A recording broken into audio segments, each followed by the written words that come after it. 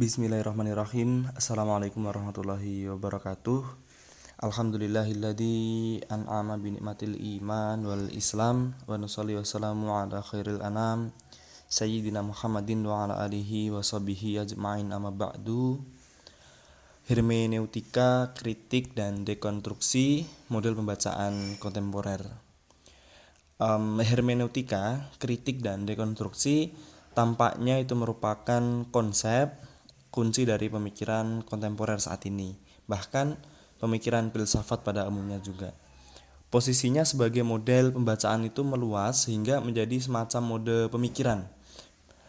Disebut dengan mode pemikiran karena ketiganya telah menjadi wilayah perenungan tersendiri yang berbeda dengan tren dan mode pemikiran sebelumnya, pemikiran klasik dan pemikiran modern, sehingga terus bermunculan konsep-konsep baru.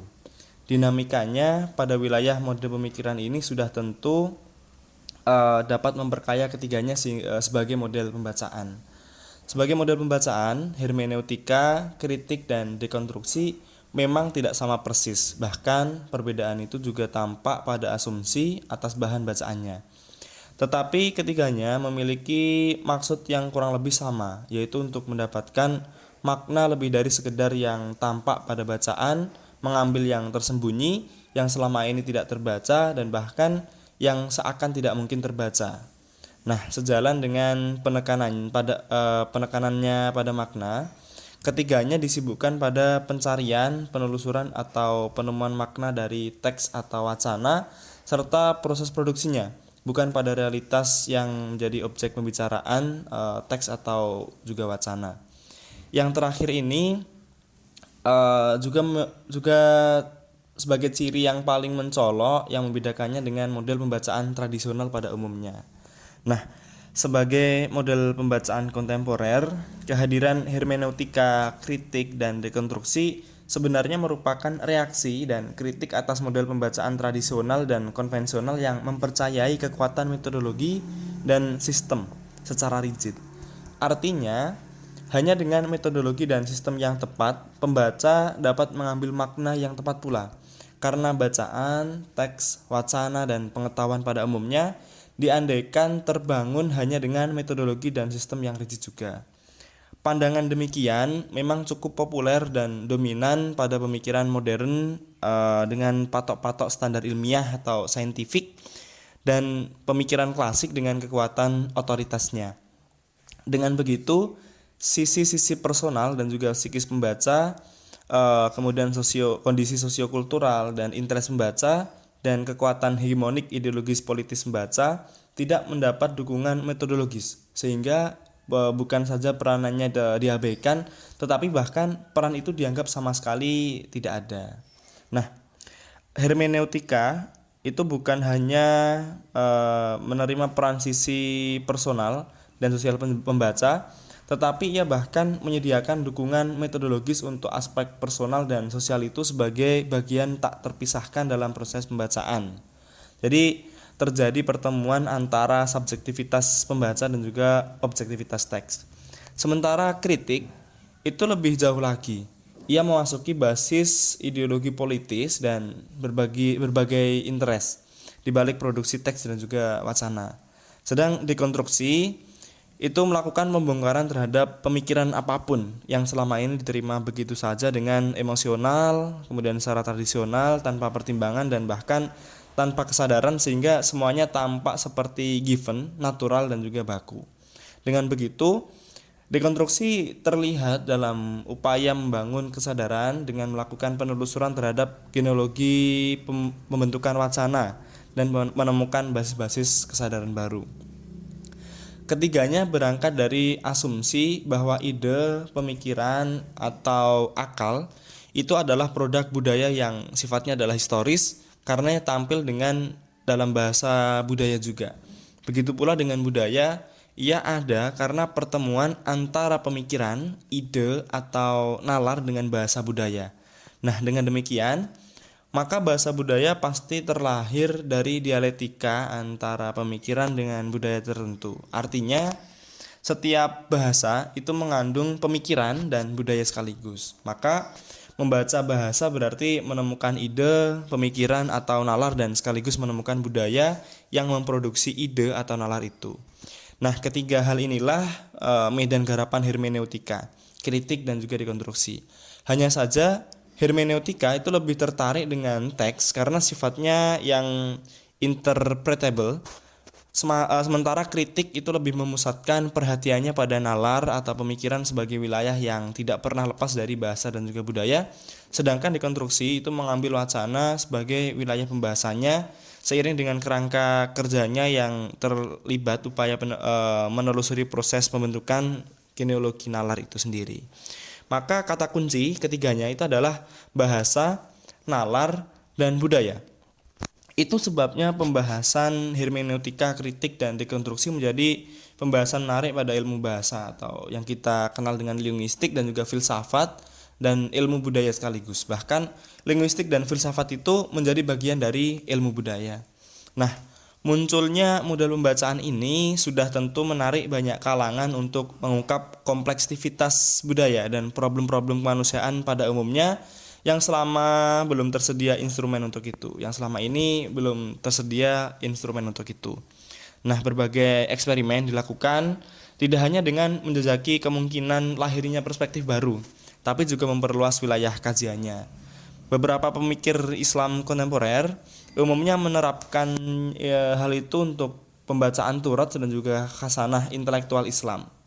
Ya, yang klasik, bahkan ada pula yang mencoba menerapkannya ke pembacaan terhadap kitab suci.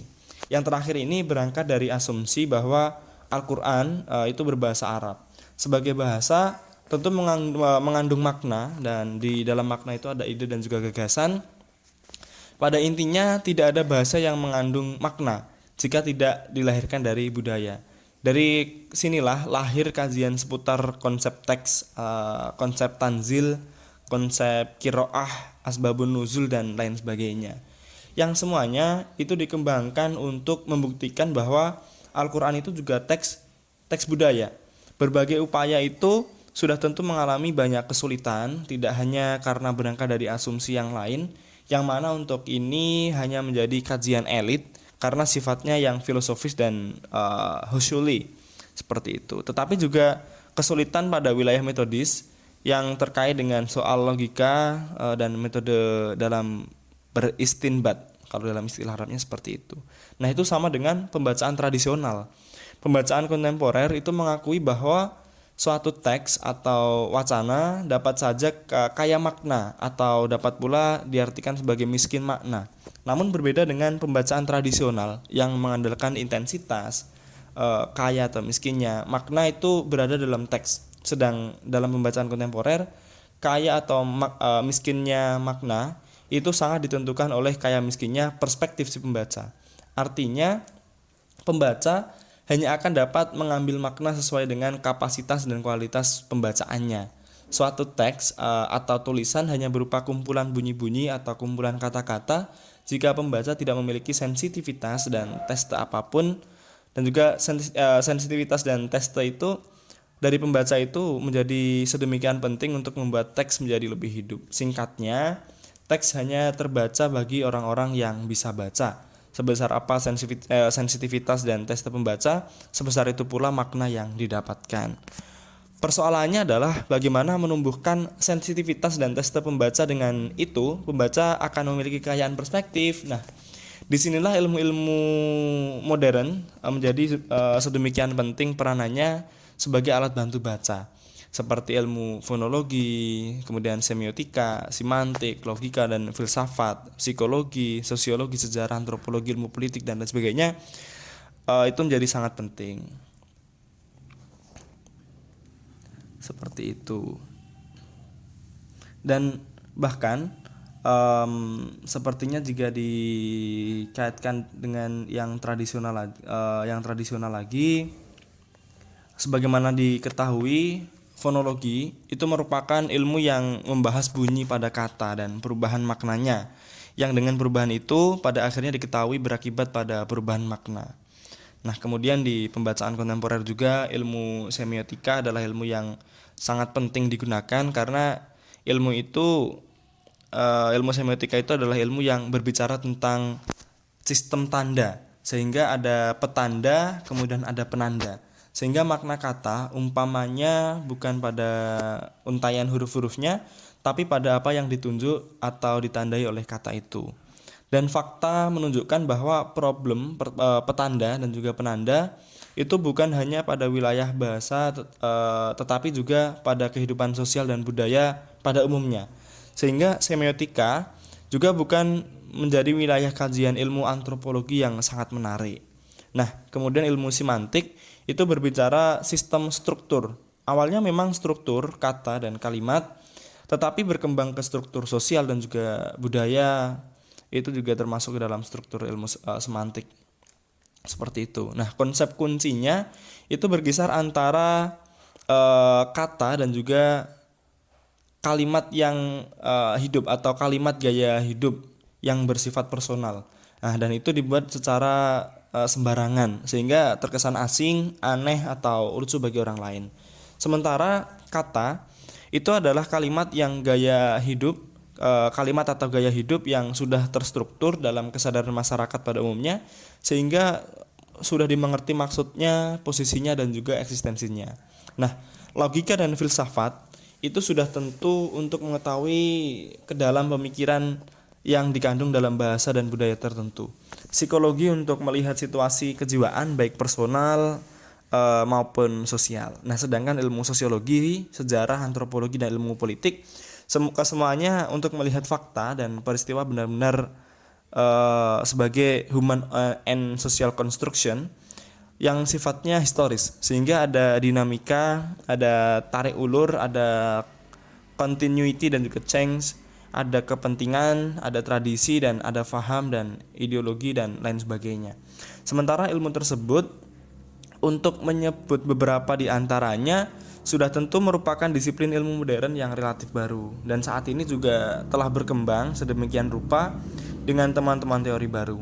Meski demikian, tidak bisa dikatakan penggunaan ilmu-ilmu ini sebagai perspektif dalam membaca khasanah Islam klasik sebagai satu bentuk infiltrasi. Sehingga penggunaan sosiologi hukum sebagai bagian dari perangkat istinbat hukum bukanlah paksaan.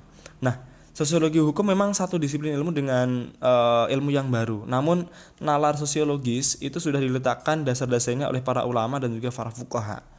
Dengan demikian juga ilmu-ilmu yang lain tadi, jika ulama dan juga para fuqaha tampak seperti tidak menggunakan nalar sosiologi, itu bukan berarti mereka benar-benar tidak ada kepekaan sosiologis dalam melahirkan produk hukumnya. Tetapi dari perspektif pembacaan kontemporer sekaligus lagi, karena pembaca kita tidak memiliki sensitivitas dan juga tes sosiologi seperti itu. Nah, penggunaan ilmu-ilmu modern dengan segala teori temuannya untuk memperkaya perspektif seperti itu jelas merupakan ciri utama dari model pembacaan kontemporer yang berbeda dengan model pembacaan tradisional pada umumnya yang steril dari ilmu-ilmu tersebut. Kemudian corak pemikiran semacam ini cepat atau lambat akan berpengaruh terhadap corak studi Islam. Ilmu-ilmu keislaman yang dikenal dengan al-dirasah al-islamiyah jelas lahir dari kandungan turat, dari kandungan budaya. Nah, dalam perspektif tradisional, al-dirasah al-islamiyah itu dibaca secara harfiah tanpa diskusi. Sementara dalam pembacaan modernis atau reformis, al-dirasah al-islamiyah itu harus dibaca dengan rasional. Makanya harus memasukkan lebih banyak aspek rasionalitas dan sedikit banyak membuang yang tidak rasional. Tidak sebagaimana perspektif modernis, apa saja yang datang dari barat diterima tanpa kritik, bahkan dianggap pasti baik dan juga benar. Nah, dalam pembacaan kontemporer, qiraah dan juga mu'asirah, hadasah itu juga harus dibaca secara kritis dan dengan kritik dan dengan mengambil jarak untuk membongkar basis filosofi dan juga ideologisnya. Demikian juga turat, ia tidak hanya dibaca secara harfiah tetapi sampai pada basis pembentukannya untuk menemukan makna potensial sehingga bisa ditransformasikan di zaman saat ini. Maka problem studi Islam era kontemporer adalah bagaimana bermain seni, melakukan balancing bagi pertemuan atau perpaduan antara dirasah Islamiyah yang lahir dari nalar Turat Sina Al-Qadim itu dengan sains teknologi modern yang lahir dari perut hadasah Kemudian memasuki diskursus ini tentu langkah maju, bahkan sebagai wujud dari kesadaran baru dan bisa dikatakan sebagai mega proyek keilmuan. Jika di era dirasa Islamnya, studi Islam in the old fashion, itu dua tradisi yang tidak pernah saling sapa. Kemudian di era Islamic Studies sudah mulai ada kontak, sekalipun tetap berada pada kesaling curigaan. Itu yang penting tetap ada kontak seperti itu. Nah, sementara studi Islam kontemporer itu mencoba melakukan dialog meskipun belum terintegrasi antara dua tradisi besar, yaitu tradisi Turas dan juga tradisi Hadasah. Mungkin cukup itu yang dapat saya sampaikan. Wallahul muwaffiq ila aqwamit thoriq fastabiqul khairat ihdinas siratal mustaqim. Wassalamualaikum warahmatullahi wabarakatuh.